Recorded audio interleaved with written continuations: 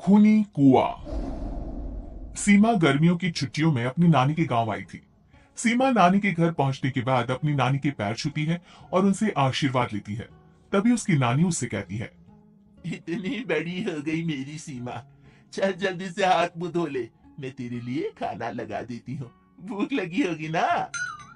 हाँ नानी, भूख तो लग रही है मुझे, आपके हाथ के बने हुए पीले दाल और चावल खाने की। इतना टाइम हो गया है मुझे आपके हाथ का बना हुआ दाल चावल खाए हुए। तू तो नौकरी में व्यस्त थी, तो तुझे कहाँ से टाइम मिलेगा अपनी नानी के लिए? और जब इतने टाइम बाद आई है तो ज्यादा टाइम के लिए रुक कर जाएगी तू। हाँ, हाँ हाँ नानी, इस बार पूरे 2 महीने के लिए आई हूँ। सीमा की नानी अंदर जाकर उसके लिए खाना बनाने लगती है। सीमा कमरे में अकेली होती है, तभी उसे किसी औरत के रोने की आवाज सुनाई देती है। वो कभी खिड़की से बाहर झांकती है तो कभी दरवाजे से बाहर झांकती है। उसे समझ में नहीं आ रहा होता है कि आखिर रो कौन रहा है। तभी नानी खाना लेकर आ जाती है। वो अपनी नानी से कहती है, नानी, कोई औरत रो रही है क्या? मैं जब से यहाँ आई हूँ तब से मुझे यहाँ किसी औरत की रोने की आवाज आ रही है। हे भगवान, कहीं ये वही तो नहीं? बोलो ना नानी। अरे कोई नहीं रो रहा, ये तेरे मन का वहम है। और तू ना अब खाना खा ले, ज्यादा यहाँ वहां की बातों में ध्यान मत दिया कर। जल्दी से खाना खा और फिर मेरे साथ आ जा मेरे कमरे में। दोनों बैठकर खूब सारी बातें करेंगे।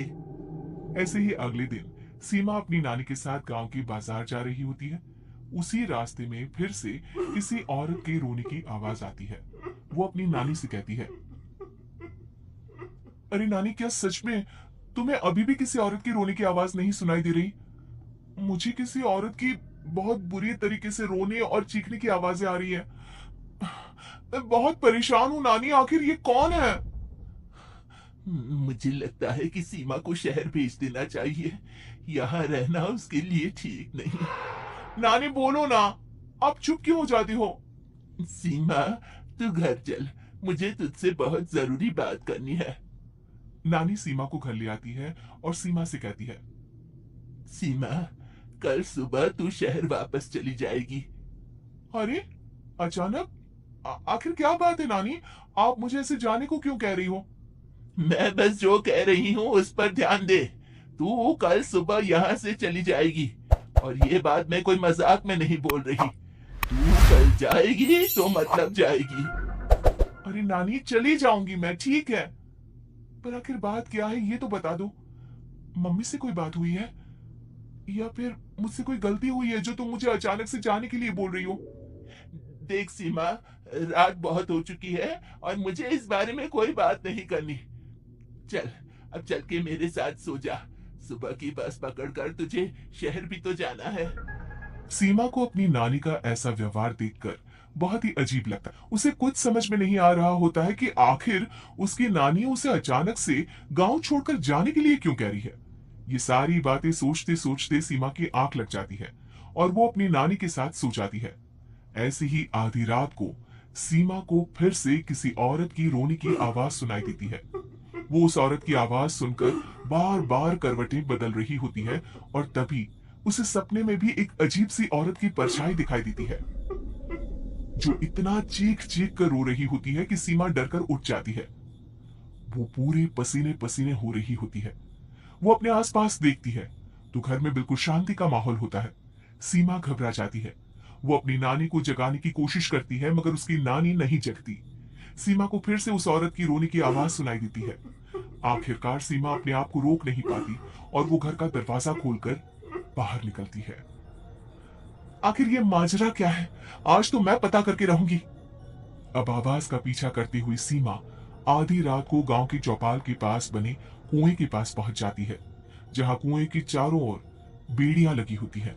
उन बेड़ियों में लगे हुए ताले के साथ एक लाल रंग का कपड़ा और माता रानी का कलावा बंधा होता है। उस कुएं में से सीमा को किसी के रोने की आवाज आती है। सीमा परेशान हो जाती है। इस कुएं में कौन है? कौन है यहाँ? सुनो, कौन है? कौन रो रहा है? वो चिल्ला चिल्ला कर पूछती है और साथ ही लोगों को जगाने की कोशिश करती है, मगर किसी को भी उसकी आवाज सुनाई नहीं देती। अब सीमा खुद उस कुएं के पास की बेड़ियों और तालों को खोलने की कोशिश करती है और किसी तरह कुछ देर की मशक्कत के बाद सीमा उसको खोल भी देती है। और जैसे ही वो कुआं खोलकर उसके अंदर झांकती है, सीमा उस कुएं में गिर जाती है। इतने में उसकी नानी की नींद भी खुल जाती है और सीमा को पास ना देखकर नानी परेशान हो जाती है। नानी घबराकर पूरे घर में उसे ढूंढने की कोशिश करती है, जिसके बाद उसकी नानी और सभी लोग उस खूनी कुएं के पास जाते हैं और सीमा की नानी कुएं के पास खड़ी होती है। सभी गांव वालों और सीमा की नानी को सीमा के चिल्लाने की आवाज आती है, बचाओ, कोई मुझे बचाओ, मेरी बच्ची, हम आ गए, हम तुझे बचा लेंगे। नानी, मुझे यहाँ बहुत डर लग रहा है। यहाँ इंसान की कटी हुई मुंडिया, हाथ, पैर और कंकाल है और खून भी है। नानी, मुझे डर लग रहा है। आप सब मेरी मदद कीजिए, नहीं तो ये खूनी कुआं मेरी बच्ची को भी खा जाएगा। अरे मुझे तो ये समझ में नहीं आ रहा कि आखिर इस खूनी कुएं को खोला किसने। सालों पहले इसको इतनी मुश्किलों के बाद तांत्रिक बाबा ने बंद किया था। अरे पूरा गांव खूनी कुएं के बारे में अच्छे से जानता है, तो कोई भी जानबूझकर तो ऐसा करेगा नहीं। मतलब किसी ने अनजाने में इसे खोल दिया है भैया। सीमा को इस बारे में मालूम नहीं था और जब से वो यहाँ आई थी तभी से उसे किसी औरत के रोने की आवाजें भी सुनाई दे रही थी। कहीं सीमा ने ही तो उसे नहीं खोला। अगर ऐसा है तो फिर सीमा का बचना बहुत मुश्किल है।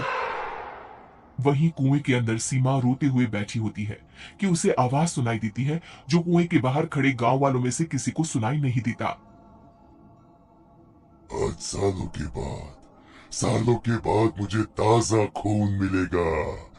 तेरा खून पीकर आज मैं अपनी प्यास बुझाऊंगा।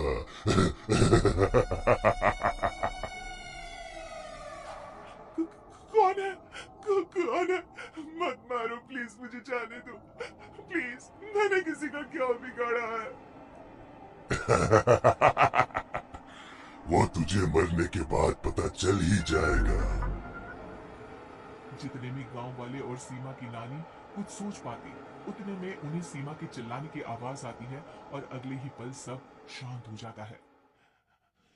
क्या हुआ? सीमा, मेरी बेटी। माफ करना बहन, लेकिन अब सीमा वापस नहीं आएगी। हमें एक बार फिर से कुएं को बंद करना होगा। गांव वाले तभी तांत्रिक को बुलाकर लाते हैं। एक बार फिर अपनी शक्ति से तांत्रिक बाबा उस कुएं को हमेशा हमेशा के लिए बंद कर देते हैं और वहां एक बोर्ड लगा दिया जाता है कि यहां आना मना है।